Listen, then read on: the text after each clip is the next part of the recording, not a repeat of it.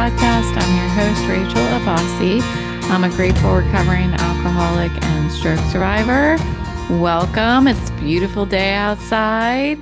I actually took Autumn on a walk on a path that I have not visited for like 2 years. I haven't seen this path with my own eyes because I haven't felt well enough to walk up there. And it's just in my neighborhood. It's like around the corner, but it's a path that goes away from the house. And as you know, I try to stay within the vicinity of my house. So it's a mile away, like the end of the path. So I have to make sure that I can get home. So the only thing that happened was when I got to the end of the path, I did start getting sharp pains behind my eyes, but I just slowed down. I started just focusing on the distance, because I have a tendency to look around. I mean, we all do, I think, especially when we're out on such a beautiful day.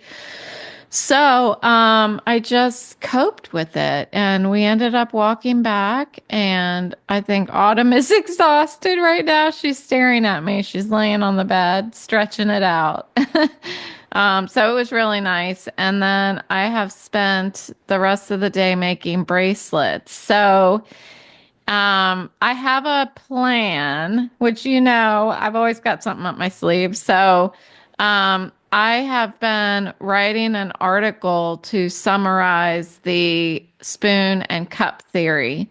I did a podcast episode on it, maybe a couple weeks ago, and I wanted to expand on it. Spoon theory is something that was already well established before I even knew about it. And as I was talking about it in that podcast episode, and you can find it by searching spoon and cup theory, I was thinking how important that cup is, that emotional and spiritual fitness, and how that plays a vital role in us managing our spoons. So I added it to the theory. So I've written a little, like a blog about it.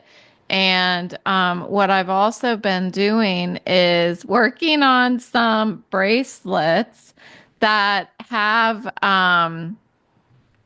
little charms on them of spoons and cups, measuring cups. So I've been making these bracelets, and they're going to be available on my Etsy channel, and they're going to come with a little explanation of what spoon and cup theory is.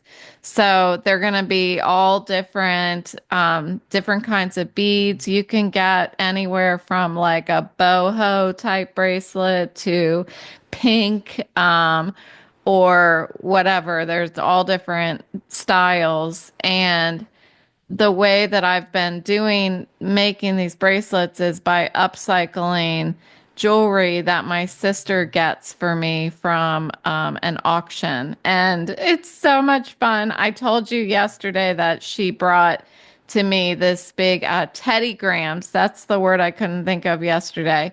A big Teddy Grams plastic container, and the whole thing was filled with jewelry, with beads and necklaces and earrings and just some strange things. So I went through all of it and organized it all, and now I'm making these bracelets. It's a plan that I had in mind. So I've been working on it today, and it's so relaxing. I just hear Boris snoring in the background, and I bought this little tabletop waterfall thing that's like battery operated, and I have a little candle, and I'm just sitting there making bracelets, and it's all to promote this idea of managing our energy and making sure to nourish our emotional and spiritual fitness. So I'm kind of excited about it. And when I get it on Etsy, I will share how to find it on Etsy. So I'm kind of excited about it. And it's just a really nice, quiet thing to do. And because of that, because I'm enjoying it so much and I'm enjoying this quiet time with myself, that's what I wanted to talk about today. I wanted to talk about reclaiming our time and saying no to the noise. When I first left my job because of medical retirement, I was feeling so out of sorts is an understatement. I was mourning. I was mourning my job. I was mourning the version of me that I used to be. I was mourning all of my things that I loved to do that I could no longer do.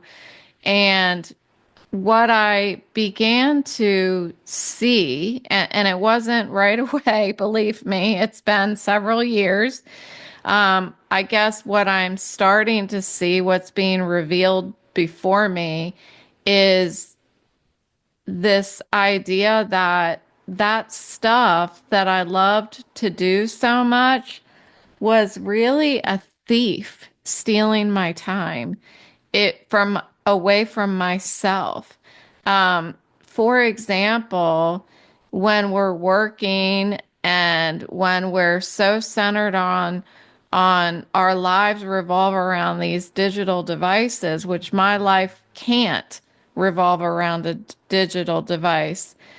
um, we've got these constant pings of notifications, whether you've got it on vibrate and you're pretending like it does it, you're not paying attention, or you don't like the ding, you either have it on ding, you have it on vibrate, or you have it on none of it, and you just keep touching your phone to make the screen light up to see if you have any notifications.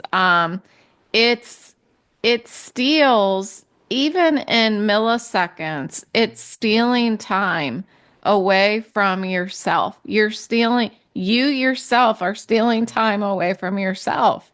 And I can only say that now because I see it in retrospect. And I still struggle with it. I still struggle with touching my phone to see if I have notifications on the screen. Now, one thing that I'm battling with right now is I get so many freaking spam calls all day long. I mean, I must get at least 12 uh, spam calls, 10 to 15 spam calls a day. And so I just have decided to just mute my phone. I've muted it. I've turned off the vibration, everything, because it's so frustrating. I've tried to answer it and tell them to remove me from the call list, but it's some sort of scam. They're always referencing Medicare because somebody out there knows that I'm disabled and that I get Social Security, and so they're trying to make me a victim of a scam. And so I've just stopped even picking up my phone. So hoping eventually they will think that there is nobody on the other end of that telephone number. Um, so that's been hard for me to not look at the phone because I want to know. I want to know if somebody's trying to contact me. There's nothing wrong with that. I want to know because especially I don't talk to anybody all day long except for these adorable pooches that are storing right now. Um, so these notifications on digital devices, we've got this ever-growing to-do list. I remember when I was working this to-do list. Oh man. I had a to-do list that at one point at work, I had a notebook and I would write what I needed to do on a piece of paper and so that I could cross it off and have that feeling of accomplishment. And also like not let anything fall through the cracks. So I would have that. And then throughout the day, I would think of stuff I need to do at home and I'd add that to the list. And then I'd flip the page and I'd keep writing. Well, it turned out I had pages and pages of to-dos and I had very minimal things that were crossed off. Um, I had this constant pressure to be on. Um, I was thinking, constantly thinking of what needed to happen in the future. I mean, if I really simplify what was happening with this to-do list and the constant notifications on digital devices, um, I, it was pressure that I was putting on myself to make sure that I didn't miss anything. So I was like always on. And those of you who are school teachers or who have been trainers in your past lives, I used to be a trainer, and I know that it is a feeling of always being on that is unparalleled by any other job. I swear, any other job. Like I know sales is hard. I know, being an executive is hard. I know all of that stuff is really hard, but I also just have so much respect for a teacher or a trainer that stands up in front of a class for 8 hours a day at minimum stands up for 8 hours a day and it's an on that just isn't paralleled. So um, the price that we pay for putting that pressure on ourselves to always be on, um, it it causes stress, right? It causes burnout, it causes anxiety, it causes missed opportunities for growth. And the way I see it is if we're always looking at our notifications to see what what's happening outside of the world that is in front of me, then I'm missing what's happening in the world in front of me. We talk about that with our kids, like these kids these days. Yeah, these kids these days, they're always on their phones. Well, what I see when, I mean, I don't really go out into the world anymore, but when I was, if I would go to a restaurant, you would almost see sometimes a family out to dinner and they were all sitting around at the table and they were all looking at their phones. And man, that is a missed opportunity, isn't it? It is a missed opportunity for connection. And when we're by ourselves and we're on our phone, it's the same missed opportunity. It's a missed opportunity to connect with ourselves for personal growth, to actually sit with ourselves and think about what's going on in there between our ears. I have been forced to sit with myself. I have been forced to have that connection with myself. And I'm telling you, it has gotten extremely uncomfortable at times. It has gotten very overwhelming at times. And I have been very resentful towards the powers that be that have put me in this situation in my life. But what I was thinking of today when I'm sitting there and I'm making these bracelets is I'm doing this. I'm figuring it out. I'm creating the boundaries that are required to honor my disability, to take care of what I need to take care of, to not trigger the pain. Um, I have worked very hard over the past few years to put together a personal time management strategy that allows me to rest and do stuff and get things done that I need to do. I try to be of service to my husband. He's the one who has the full-time job now.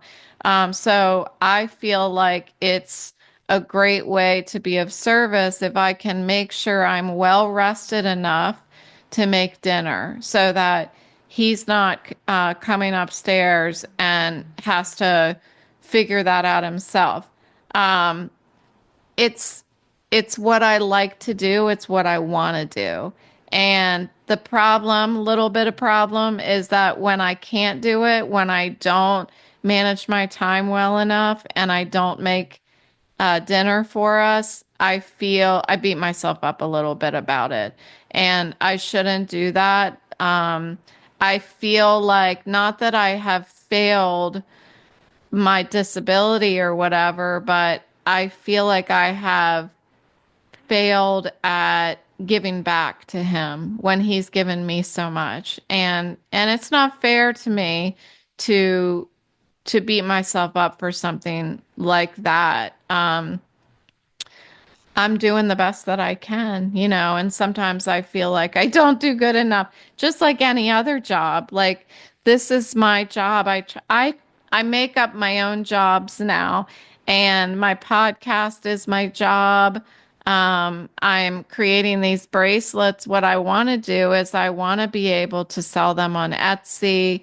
I have lots of different crafts that I work on because I want to have a table at a craft show. That's like I want to do that this year, and I'm hoping maybe to do it around Christmas. So that'll be super fun.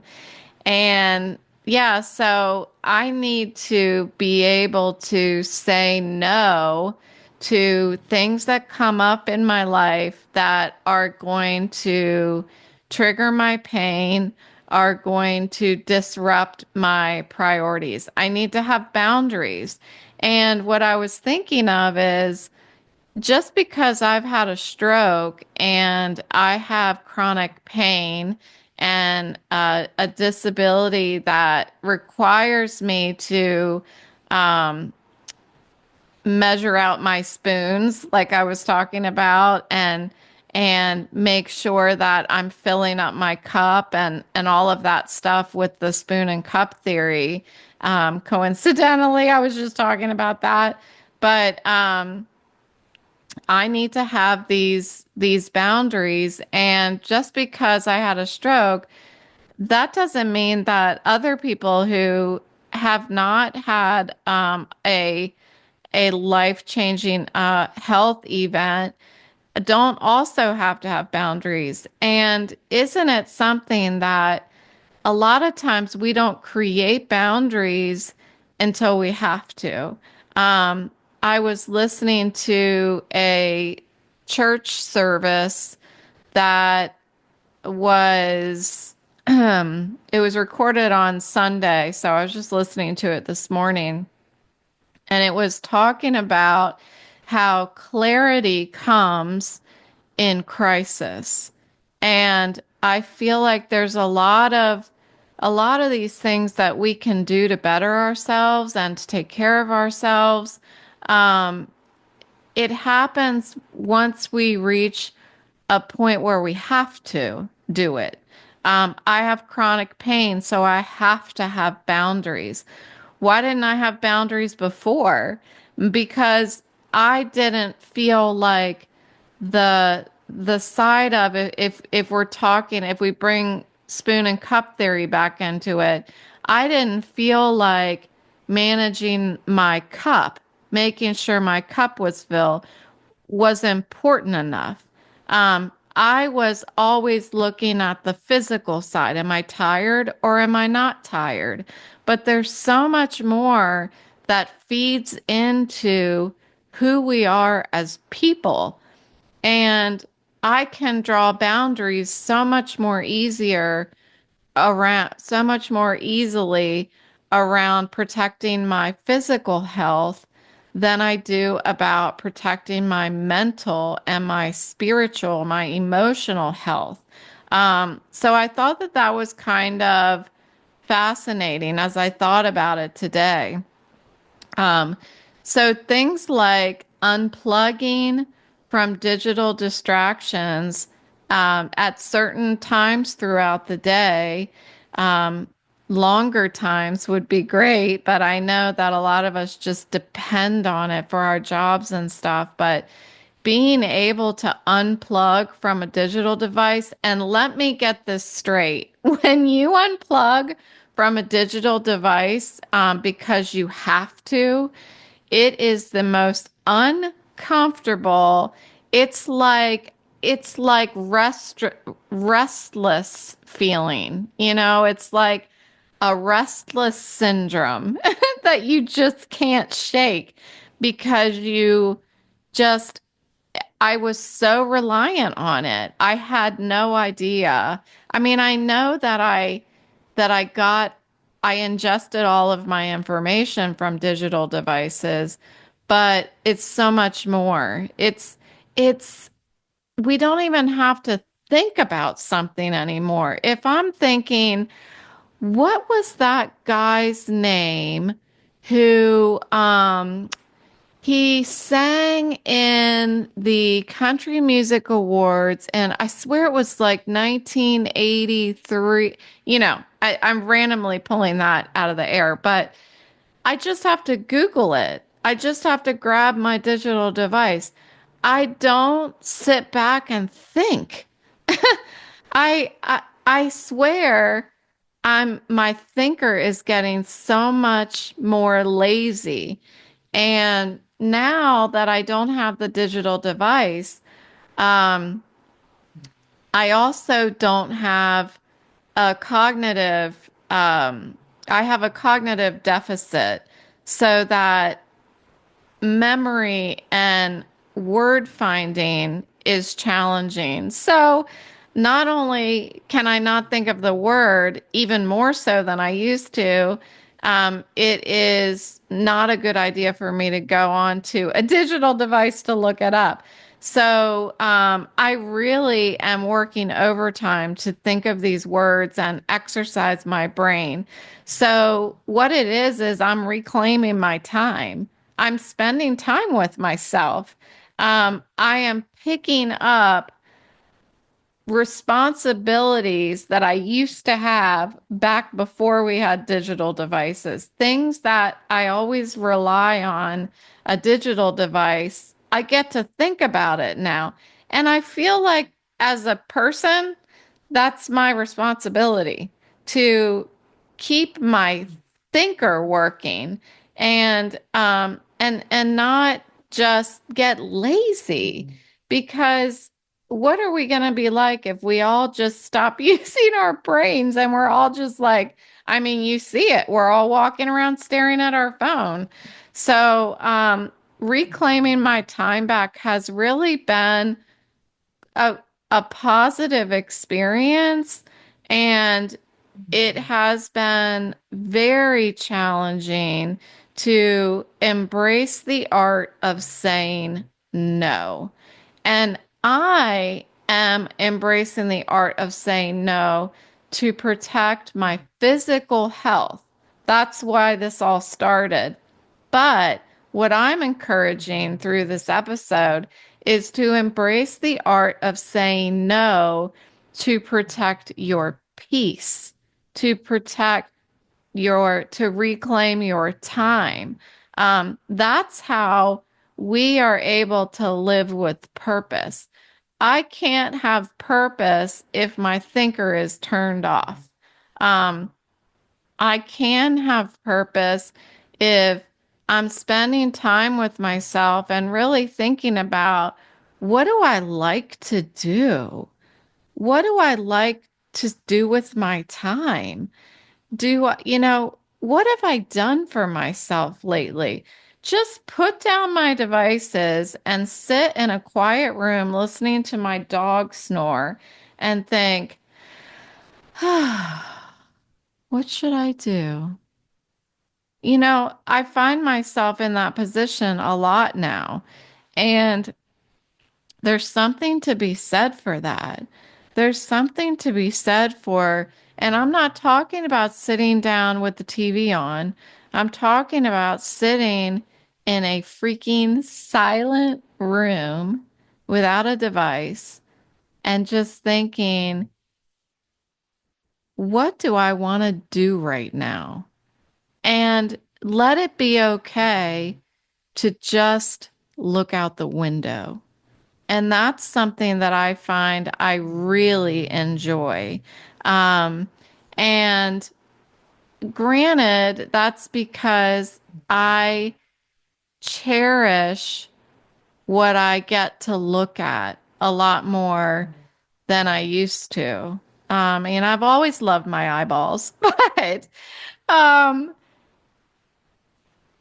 I really cherish being able to look outside and see the sun and the wind and the greenery that's emerging now in the spring and the flowers and I just love it. I have my own spot where I sit in the living room when I eat my golden grams in the morning.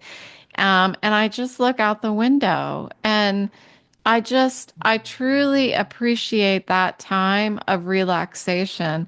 And that time is time well spent. It is self-care. Um, and I didn't get that for quite some time in this stroke recovery. I didn't get that self-care. Doing nothing is doing something. And I've talked about this here on this podcast, but as I'm experiencing it, I'm really starting to cultivate a deeper sense of gratitude and fulfillment in just these moments where I am reclaiming time with myself, you know, making time for things that I enjoy.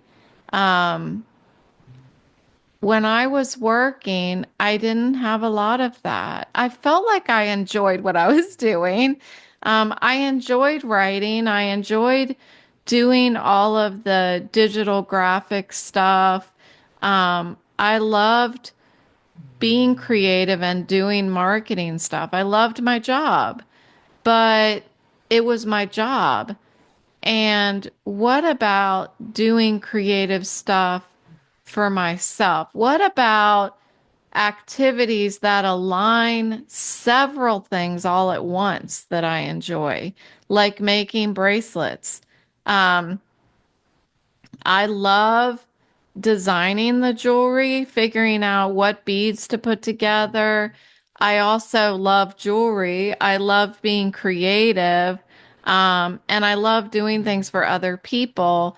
I love being able to put this on Etsy and possibly sell it. And it's all about me. It really is. It seems selfish, but that's only because I'm not used to it. I'm not used to doing stuff for myself. So it's really been an adventure for me. And I think I just want to express my gratitude for the opportunity to do that. Remember, maybe a few months ago, I thought I really want to get to the point where I'm grateful that I had a stroke. Well, no, I'm still not grateful that I had a stroke, but I am grateful for um, the opportunities that I have right now to spend time with myself and enjoy myself. It's pretty wild. It's pretty wild. So, thank you for joining me today, and I will talk to you tomorrow.